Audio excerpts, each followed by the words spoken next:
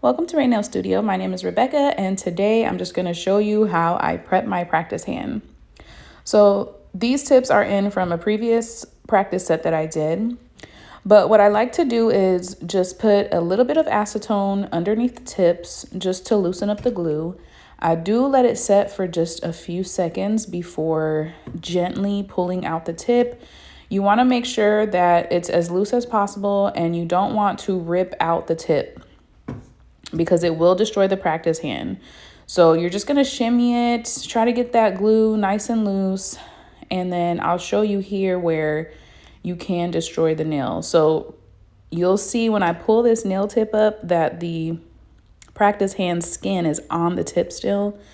No, you want to try to keep that intact as much as possible, because that's where your glue is going to adhere when you're applying your practice tips. So once I do that, I wash the hand with some warm water and soap, and then I'm going to use the Red Iguana primer and nail glue. So this nail glue is fast drying, which I love. And then the primer, I generally put 2 coats. It's so that there is a barrier between the glue and the practice hand. And what I love about this new practice hand is that the space under the cuticle has a lot more space than the previous practice hand I had.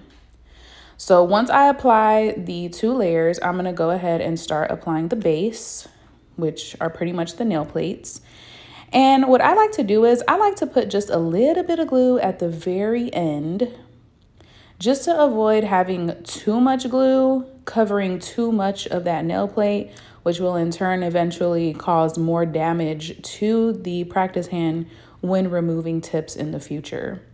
So I'm going to do this for each nail, and I'm going to try to push the tip as far up as possible so that when I am applying my actual nail tips for the practice set, they aren't too long and they are a bit more stable on the practice hand.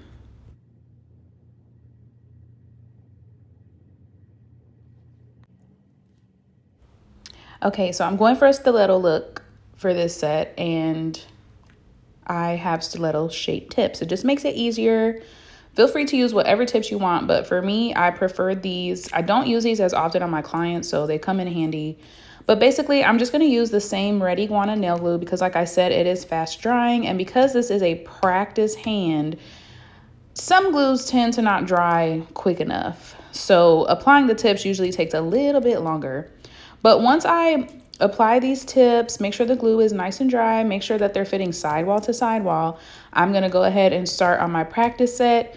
And like I said earlier, placing the tips far enough into the practice finger really helps with the stability of the nail tip when you're filing.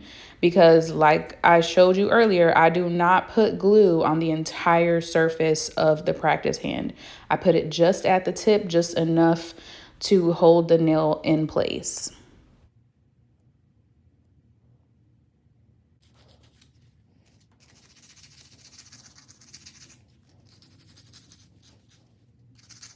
If you are going to order a realistic practice hand, I highly recommend ordering the entire kit. The first practice hand that I had caused me a lot of pain from trying to hold it and keep it in place, and it was just very stressful. So I recommend investing in this product. I purchased the stand with the posable hand. She doesn't have a thumb, but I feel like this is okay because it's just for practice and for, social media posts. But I highly recommend purchasing the entire kit. That way you can maximize on your investment, and of course pop out some cute sets, okay? And like I'm showing you guys right here, look at how easy it is to file. If you guys are some OG Rain Nail Studio subscribers, you know that my old practice hand Evelyn was giving me hell, okay? But look at this. I can fold the fingers up. They're up out the way. I can do what I need to do, and I get really beautiful results. So if you have any questions, feel free to leave them down below. Make sure you subscribe because I will be posting more frequently, and make sure you check out my most recent video. It was a full pedicure. Again, my name is Rebecca. Follow me on Instagram at BeccaB_, and I hope to see you soon.